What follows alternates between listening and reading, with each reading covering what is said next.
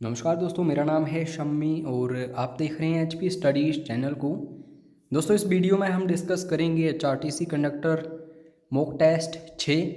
पिछले 5 mock test आपने अभी तक नहीं देखे हैं तो डिस्क्रिप्शन बॉक्स में लिंक मिल जाएगा, ज़रूर देख लेना। दोस्तों, पिछले 10 सालों से जो क्वेश्चंस बार बार पूछे गए हैं हिमाचल की परीक्षाओं में, उन्हें हम इस सीरीज़ में डिस्कस कर रहे हैं। ठीक है, अगर आप ये सीरीज़ को अच्छे से फॉलो कर रहे हो तो एचआरटीसी कंडक्टर एग्ज़ाम के लिए काफ़ी हेल्प होगी आपकी। अगर मैं इस वीडियो की बात करूं तो इसमें हमने history, geography, polity, economy, science, current affairs, HPG के हिंदी, इंग्लिश, इन सभी सब्जेक्ट्स के क्वेश्चंस को इंक्लूड किया है। तो बड़े ध्यान से वीडियो को देखना और इस वीडियो को आप ऐसे देखना कि आप एग्ज़ाम में ही बैठे हो और क्वेश्चंस को अटैम्प्ट कर रहे हो। आपने खुद का एनालिसिस करना है कि कितने क्वेश्चंस आपको आते हैं और कितने नहीं। बाकी जो भी आपके डाउट्स हों, क्वेरीज़ हों, क्वेश्चंस हों, कोई फीडबैक हो, आप हमें व्हाट्सएप कर सकते हैं। बाकी पेड क्रैश कोर्स चल रहा है एचआरटीसी कंडक्टर एग्ज़ाम का, ज़रूर ज्वाइन करिएगा। फ़ीस काफ़ी कम की गई है ताकि हर एक स्टूडेंट अच्छे से पढ़ सके। तो पहला क्वेश्चन जो है दोस्तों इस वीडियो का एचपी जीके का है, रुपिन घाटी हिमाचल के किस जिले में स्थित है? बिल्कुल सही आंसर है दोस्तों, किन्नौर जिले में।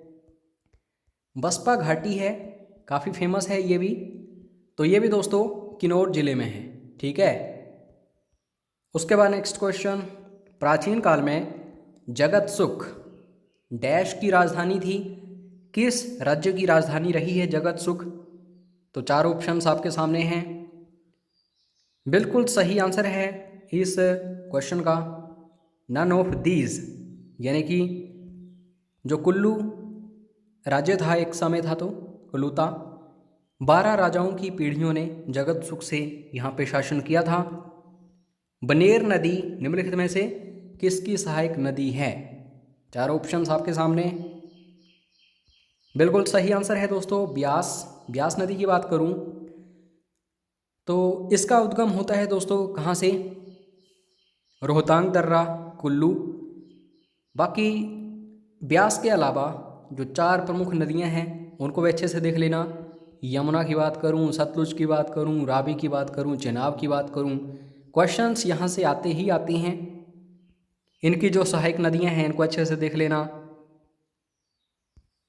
दोस्तों, हिमाचल में जो राष्ट्रीय उद्यान है या फिर वन्य जीव अभयारण्य, एक क्वेश्चन यहाँ से भी पक्का है और ये सब कुछ आपको पेड क्रैश कोर्स में मिल जाएगा अच्छे से। टुंडा वन्य जीव अभयारण्य जो है हिमाचल प्रदेश के किस जिले में स्थित है? तो ये चंबा जिले में है दोस्तों, बी इज़ राइट आंसर। सबसे प्रमुख जो राष्ट्रीय उद्यान है वो है दोस्तों ग्रेट हिमालयन नेशनल पार्क, और जो सबसे प्रमुख वन्यजीव अभयारण्य है वो है किब्बर। तो 2 क्वेश्चंस यही पूछे जाते हैं। निम्नलिखित कृषि जलवायु क्षेत्रों में से कौन हिमाचल प्रदेश राज्य के अधिकतम क्षेत्र को कवर करता है? तो जो हिमाचल है दोस्तों, ऐसा नहीं कि बिल्कुल पहाड़ी है या फिर बिल्कुल मैदान है।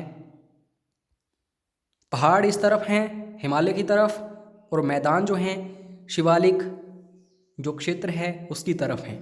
लेकिन बीच में दोस्तों मध्य जो स्थान है वो सबसे ज़्यादा पड़ता है हिमाचल में, मध्य पहाड़ी क्षेत्र, यानी कि मिड हिल जोन।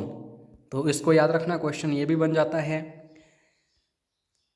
उसके बाद दोस्तों राजीव ग्रामीण विद्युतीकरण योजना जो है किस वर्ष शुरू की गई थी हिमाचल में?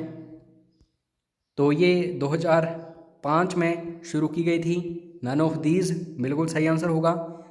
हिमाचल की योजनाएं प्लस सेंट्रल गवर्नमेंट की योजनाएं, इनको अच्छे से देख लेना, यहाँ से एक क्वेश्चन पक्का है हर एग्ज़ाम में। और आज के समय में आप देखते हैं जितने भी रोड्स वगैरह हिमाचल में बनते हैं उनमें से ज़्यादातर रोड्स जो हैं वो दोस्तों Himachal Pradesh road and infrastructure development corporation limited के द्वारा ही बनाए जाते हैं। तो इसकी स्थापना हिमाचल में आखिरकार की कब गई थी?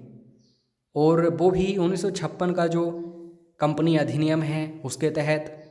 तो कब इसकी स्थापना हुई थी दोस्तों? 1999 में। क्वेश्चन हाई लेवल एग्ज़ाम्स के लिए भी है और लो लेवल एग्ज़ाम्स में भी पूछा जा चुका है, अच्छे से याद रखिएगा। और आशा करता हूँ आप खुद को चेक कर रहे होंगे कि कितने क्वेश्चंस आपको आते हैं और कितने नहीं। चंबा चर्च जो है चंबा के किस शासक द्वारा बनवाया गया था? जिस प्रकार आप शिमला में देखते हो चर्च है काफ़ी फेमस, वैसा ही दोस्तों चंबा में भी है। तो चंबा का जो चर्च है किस शासक के द्वारा बनवाया गया था? श्यामा सिंह। नाम याद रखना इम्पोर्टेंट है। सुजानपुर टीरा के ऐतिहासिक चौगान में कौन सा मंदिर स्थित है? चौगान में जाइए कभी सुजानपुर टीरा के, यहाँ पे होली का मेला जो है काफ़ी प्रसिद्ध देखने को मिलता है। तो इसके दोस्तों पूर्व की तरफ आपको एक मंदिर देखने को मिलता है। तो इस मंदिर को अगर मैं बात करूं नाम की, मुरली मनोहर, और इसको बनवाया था महाराजा संसार चंद ने, और 1790 के बाद इसे बनाया गया था, आई थिंक 1792 या फिर 93 में। तो इस चीज़ को देख लेना। उसके बाद नेक्स्ट क्वेश्चन, किस गांव को लाहौल का गेट रास्ता कहा जाता है? अगर आप लाहौल में एंटर करना चाहते हैं तो सबसे पहले आप इसी क्षेत्र में एंटर करते हो। तो ये स्थान है दोस्तों कोकसर। इम्पोर्टेंट क्वेश्चन है ये भी। दोस्तों एचपी जीके के जो क्वेश्चंस हमने डिस्कस किए, तो इनमें से कौन कौन से आपको आते हैं और कौन कौन से नहीं, इसको अच्छे से एनालाइज कर लेना। अब हिस्ट्री के क्वेश्चंस हैं ये। बाबर का जन्म किस वर्ष में हुआ था? 4 ऑप्शंस आपके सामने हैं। बिल्कुल सही आंसर है दोस्तों 1483 ईस्वी में। 1526 ईस्वी में पानीपत का प्रथम युद्ध हुआ था इब्राहिम लोधी और बाबर के बीच। तो इसमें विजयी हुई थी बाबर की, और इसने मुगल साम्राज्य स्थापित किया था भारत में। तो इसको भी याद रखना। 1530 ईस्वी में बाबर की मृत्यु हो गई थी।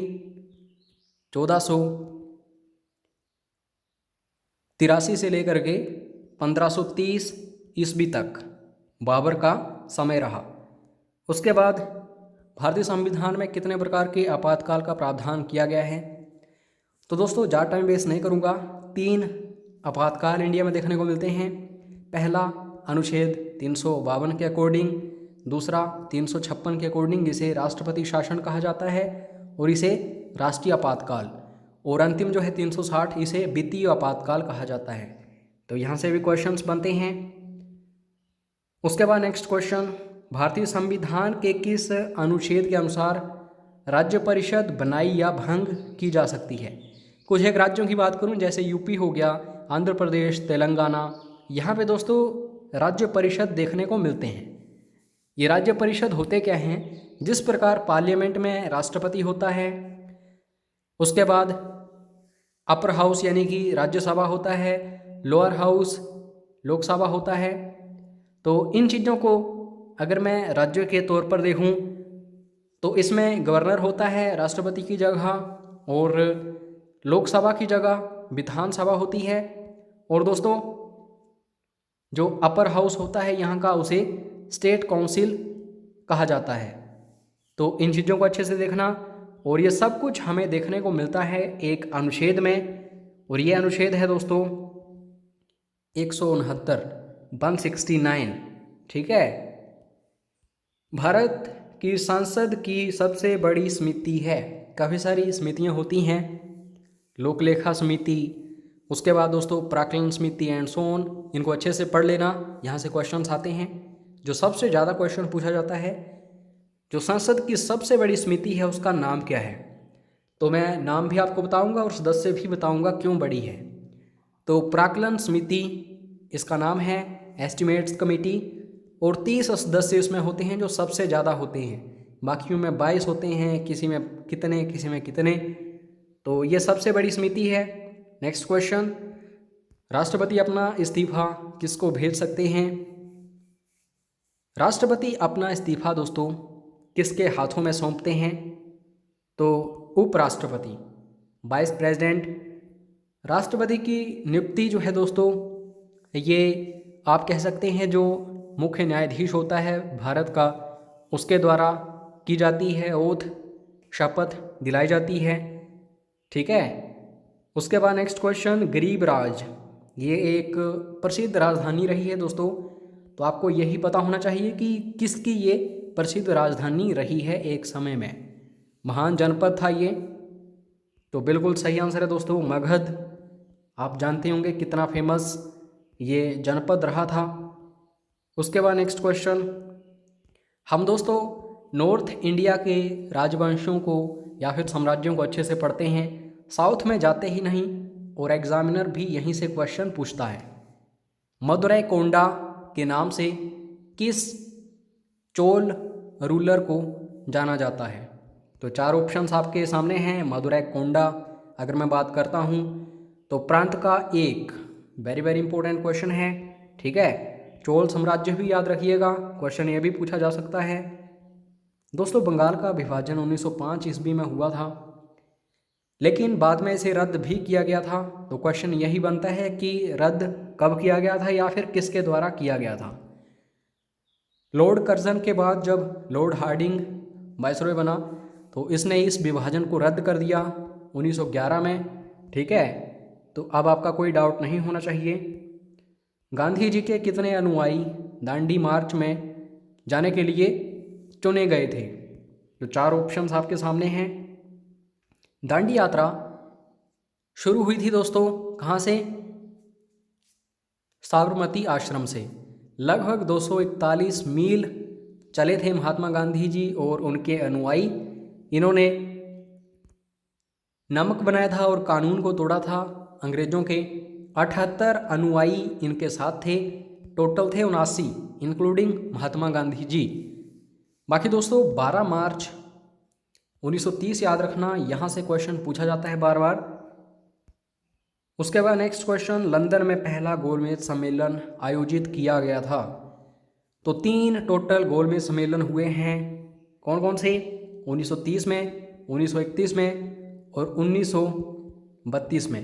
1931 वाला जो है इसको महात्मा गांधी जी ने भी अटेंड किया था, इसलिए इम्पोर्टेंट है। तीनों गोलमेज सम्मेलनों में किसने भाग लिया था? डॉक्टर BR अम्बेडकर जी, ठीक है। हाइड्रोजन बम जो है डैश पर आधारित है। हाइड्रोजन बम जो है ये किस टेक्निक पर बनाया जाता है? 4 ऑप्शंस आपके सामने हैं। और हाइड्रोजन बम नाम से ही पता चल रहा है कि दोस्तों ये सूर्य का जो कार्य है उसकी तरह ही होगा, न्यूक्लियर फ्यूज़न। और जो न्यूक्लियर बम होता है या फिर परमाणु बम, वो फ्यूज़न के ऊपर काम करता है, न्यूक्लियर फ्यूज़न। तो इसको भी याद रखना, क्वेश्चन ये भी बार बार पूछा जाता है। धावन सोडा का रासायनिक रूप है, धावन सोडा जो है दोस्तों इसका केमिकल नेम जो है वो है सोडियम कार्बोनेट। क्या आप कमेंट करके बता सकते हैं कि सोडियम कार्बोनेट का केमिकल फॉर्मूला क्या है? अगर इसका आंसर आपने बता दिया दैट मीन्स आपने स्टडी अच्छे से शुरू कर दी है। उसके बाद नेक्स्ट क्वेश्चन, एपीकल्चर जो है किसके साथ जुड़ा हुआ है?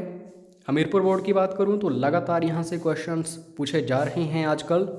एपीकल्चर जो है एक, आप इसे मधुमक्खी पालन कह सकते हैं, ठीक है। इसमें शहद के लिए ये कार्य किया जाता है। नेक्स्ट क्वेश्चन दोस्तों, चट्टानें जो हैं या फिर शैलें, इनसे रिलेटेड क्वेश्चंस पूछे ही जाते हैं, क्वेश्चन पक्का है जियोग्राफी का।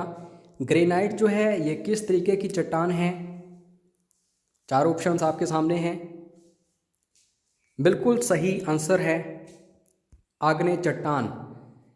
अब दोस्तों सेडिमेंट्री रॉक्स की बात करूं तो इसमें बलुआ पत्थर आता है, अवसादी चट्टान, मेटामॉर्फिक रॉक्स जो हैं इसमें भी कई तरीके की चीज़ें आती हैं जैसे संगमरमर एंड सो ऑन। तो ये चीज़ें आपको अच्छे से देखनी हैं। उष्णकटिबंधीय चक्रवात किस दिशा से किस दिशा को चलते हैं? यह भी क्वेश्चन इंपॉर्टेंट है। उष्णकटिबंधीय चक्रवात जो हैं दोस्तों ये कर्क रेखा और मकर रेखा के बीच में देखने को मिलते हैं। तो ये चलते हैं ईस्ट से वेस्ट की तरफ। सबसे बड़ा एग्जाम्पल जो दोस्तों कोरोमंडल तट है, यहाँ से जब चक्रवात चलते हैं तो उड़ीसा, आंध्र प्रदेश इन राज्यों को हिट करते हैं, ठीक है। तो इसी से आप अंदाज़ा लगा सकते हैं कि इनकी दिशा क्या हो सकती है। नेपाल भारत के अलावा किस अन्य देश के साथ सीमा साझा करता है। यह है दोस्तों हमारा प्यारा भारत, और यहाँ पे आपको इस एरिया में देखने को मिलता है नेपाल, और यहाँ पे है चाइना। ठीक है, तो ये जो नेपाल है दो देशों के बीच में दबा हुआ है, एक तो भारत और दूसरा चीन, तो ऑब्वियसली यही इसका सही आंसर होगा। अनाईमुडी चोटी जो है ये कहाँ पे स्थित है दोस्तों? 2-3 नाम हैं, अच्छे से याद रखना। क्या क्या? सह्याद्री से बोला जाता है, और दूसरा इसका नाम है वेस्टर्न घाट्स, यानी कि पश्चिमी घाट। तो पश्चिमी घाट या फिर सह्याद्री की सबसे ऊंची चोटी जो है वो है अनाईमुडी। 2600 मीटर से ज़्यादा इसकी ऊंचाई है। एग्जैक्टली मुझे याद नहीं है, अगर आपको याद हो तो कमेंट करके ज़रूर बताओ। तो ये चीज़ें आपको अच्छे से देखनी हैं, क्वेश्चंस यहीं से बनते हैं। ठीक है, जियोग्राफी के ये वेरी वेरी इंपॉर्टेंट क्वेश्चंस हैं, और उससे भी ज़्यादा इंपॉर्टेंट क्वेश्चन ये है, पता नहीं कितनी बार एग्जाम्स में पूछा जा चुका है। विजयवाड़ा जो है दोस्तों किस नदी के किनारे स्थित है? तो 4 ऑप्शंस आपके सामने हैं, और विजयवाड़ा दोस्तों कृष्णा नदी के तट पर स्थित है। क्या आप कमेंट करके बता सकते हैं विजयवाड़ा किस स्टेट में है, किस राज्य में है? भारत में सबसे पुरानी नदी घाटी परियोजना है। दोस्तों एक समय था जब भारत आज़ाद हुआ तो भारत के पास कुछ भी नहीं था, सिर्फ गरीबी थी। ना तो सिंचाई के लिए कोई परियोजनाएं थी, ना विद्युत के लिए कोई भी डैम वगैरह था। तो सबसे पहली परियोजना बनाई गई थी आज़ादी के बाद, वो है दामोदर।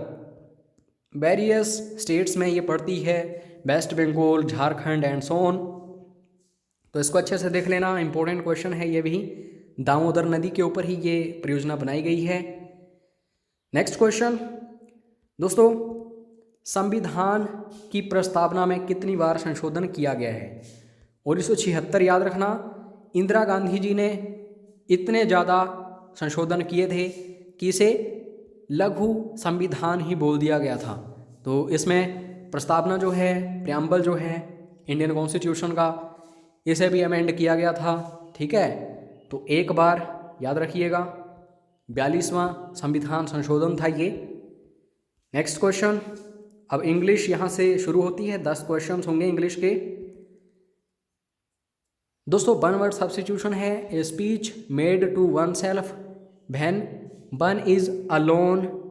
तो इसके लिए क्या बोला जाएगा वन वर्ड सब्स्टिट्यूशन में?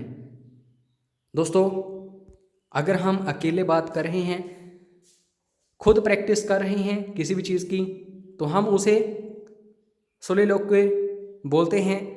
और अगर 2 या फिर 2 से ज़्यादा व्यक्ति आपस में बात करते हैं, डायलॉग उसे कहा जाता है। तो हम बोलते हैं कि फिल्म में अमिताभ बच्चन का ये डायलॉग था एंड सो ऑन। तो इन चीज़ों को देख लेना। हमें सिनोनिम फाइंड आउट करना है यूरुडाइट का। तो बिल्कुल सही आंसर बताऊंगा आपको मैं, स्कॉलरली, यानी कि कोई विद्वान है तो उसका जो स्वभाव होगा उसे स्कॉलरली बोलेंगे, और कोई आम इंसान है जो इतना समझदार नहीं है, एरुडाइट उसे कह सकते हैं। एंटोनिम फाइंड आउट करना है चेस्ट का। चेस्ट होता क्या है दोस्तों? चेस्ट को आप मोटा मोटा कह सकते हैं, जो छाना वगैरह ना गया हो, ऐसे ही हो, रफ सा। और दोस्तों अगर मैं इसके एंटोनिम की बात करूं तो वो होगा अनरिफाइंड। ठीक है, उसके बाद नेक्स्ट है दोस्तों, अगर टाइमिंग दी गई हो किसी भी सेंटेंस में, तो टाइमिंग के लिए हमेशा हम कौन सी प्रेपोजिशन इस्तेमाल करते हैं ये हमें यहाँ पे पता चलेगा। He goes to his office dash 7:30 by bus. Choose appropriate preposition. तो टाइम के साथ हमेशा एक प्रेपोजिशन इस्तेमाल की जाती है, ऑन। ठीक है, on 9:30 PM, on 7 AM and so on. उसके बाद ये भी एक आप कह सकते हैं सेंटेंस को जोड़ने के लिए, नो सूनर जब भी आ जाए यहाँ पे, तो हमेशा उसके आगे अगर आपको फिल इन द ब्लैंक दिखे तो वहाँ पे देन इस्तेमाल करिए। No sooner did the women see the snake then she cried. तो यहाँ पे देन का ही इस्तेमाल होगा। जैसे ही किसी महिला ने सांप को देखा फटाफट से चिल्लाना शुरू कर दिया। ठीक है, उसके बाद नेक्स्ट है दोस्तों, खुद भी ट्राई करते रहना वीडियो को पॉज करके, ताकि आपकी इम्प्रूवमेंट हो, आपको पता चले कि गलती कहाँ हो रही है। माई आई साइट इज़ बैड, इसको हमें चेंज करना है नेगेटिव में। नेगेटिव कब होता है? नो, नोट, नेबर, नन, ऐसी चीज़ें इस्तेमाल की जाती हैं तब नेगेटिव कोई भी सेंटेंस हो जाता है, क्योंकि ये एक अफर्मेटिव है।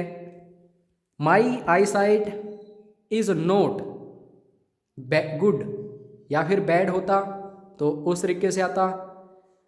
तो अगर यहाँ पे बैड है तो हम नोट जब इस्तेमाल करेंगे तो गुड हमें लगाना ही पड़ेगा, तभी पता चलेगा कि कोई भी देखने का नज़रिया जो है या नज़र जो है वो अच्छी नहीं है।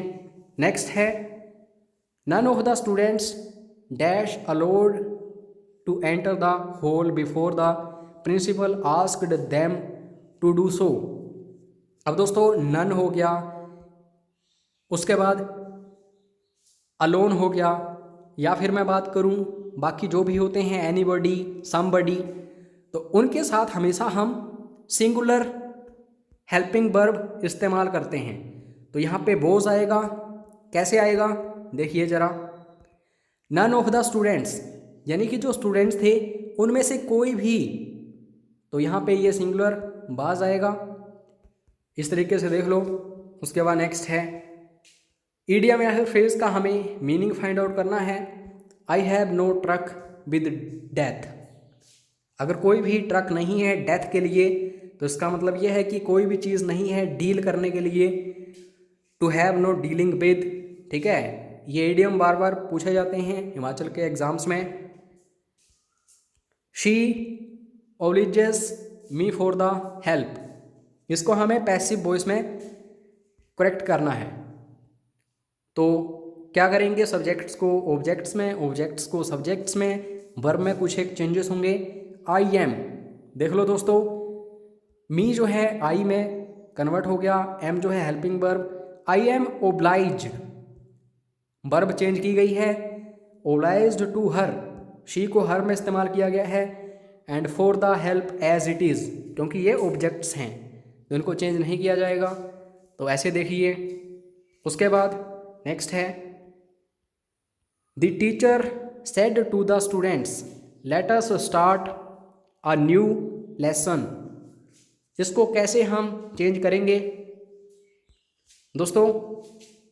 टीचर जो है ये सजेस्ट करता है हमेशा कि हमें अगला चैप्टर जो है शुरू कर देना चाहिए। The teacher suggested to the students that they should start a new lesson, ठीक है, बाकी सेम आएगा, बस यहाँ पे सजेस्टेड जो है ये आपको इस्तेमाल करना है अच्छे से। हिंदी के 10 क्वेश्चंस होंगे, अब फटाफट से हम कवर करेंगे, वीडियो लंबा हो चुका है। शुद्ध शब्द छांटिए 4 ऑप्शंस में से, बिल्कुल शुद्ध शब्द कौन सा है? कृतघ्न ऐसे लिखा जाता है दोस्तों, इनको नोट डाउन जरूर करना या फिर स्क्रीनशॉट ले लेना। बाकी PDF फाइल्स जो हैं ये सब कुछ आपको पेड क्रैश कोर्स में अवेलेबल हो जाएगा। नी उपसर्ग किस शब्द में है? तो 4 ऑप्शंस आपके सामने हैं। नी उपसर्ग, उपसर्ग कौन से होते हैं? जो शब्द के आगे लगाए जाते हैं। तो ये जो आगे वाले शब्द हैं ये हैं उपसर्ग, और पीछे जो हैं ये क्या हैं? ये हैं दोस्तों प्रत्यय। नी उपसर्ग की बात करूं तो निबंध में नी, ठीक है, ये उपसर्ग इस्तेमाल किया गया है। लिखाई शब्द में प्रत्यय है, ऊपर मैंने बताया आपको प्रत्यय क्या होते हैं। तो लिखाई में कौन सा प्रत्यय हमें देखने को मिल रहा है? आई, ठीक है। नेक्स्ट क्वेश्चन, देशभक्ति शब्द में समास है। समासों को अच्छे से पढ़ लेना, एक क्वेश्चन यहां से भी पक्का है। देशभक्ति में तत्पुरुष समास है, इंपॉर्टेंट। उसके बाद नेक्स्ट क्वेश्चन, अग्री शब्द का पर्यायवाची शब्द है। अग्री शब्द जो है ये वैश्वा नर के लिए इस्तेमाल किया जाता है। अल्प का विलोम शब्द है। अल्प का मतलब होता है थोड़ा और अति का मतलब होता है ज़्यादा, तो ये बिल्कुल सही। शक्ति का उपासक कहलाता है। कोई शिव भक्त है, शैव उसे कहा जाएगा। विष्णु भक्त है, वैष्णव। सनातन धर्म जो है उसको मानता है सनातनी। और शाक्त शक्ति का उपासक, वेरी वेरी इंपॉर्टेंट। काम आना मुहावरे का अर्थ है कोई काम आता है तो इसका मतलब ये है कि वो युद्ध में उसकी मृत्यु हो जाती है लड़ते लड़ते, यानी कि काम आते आते, तो युद्ध में मरना। लघुर्मी शब्द का संधि विच्छेद, वेरी वेरी इंपॉर्टेंट, पता नहीं कितनी बार पूछा जा चुका है। तो लघुर्मी शब्द का संधि विच्छेद है दोस्तों लघु उर्मी, ठीक है, ऐसे लिखा जाएगा। दिगंबर शब्द में कौन से संधि हैं, तो संधि के बारे में आपको पता होना चाहिए। दिगंबर में दोस्तों व्यंजन संधि है, ठीक है। इस वीडियो की पीडीएफ फाइल आपको व्हाट्सएप पर मिल जाएगी, मैसेज करके ले सकते हैं आप। बाकी पेड क्रैश कोर्स में आपको सब कुछ मिलेगा, Hindi, English, HP GK, history, geography, polity, economy, science, current affairs, static GK and so on, traffic से रिलेटेड क्वेश्चंस, तो जरूर ज्वाइन करिएगा। अपना कीमती समय देने के लिए धन्यवाद दोस्तों। जय हिंद, जय हिमाचल।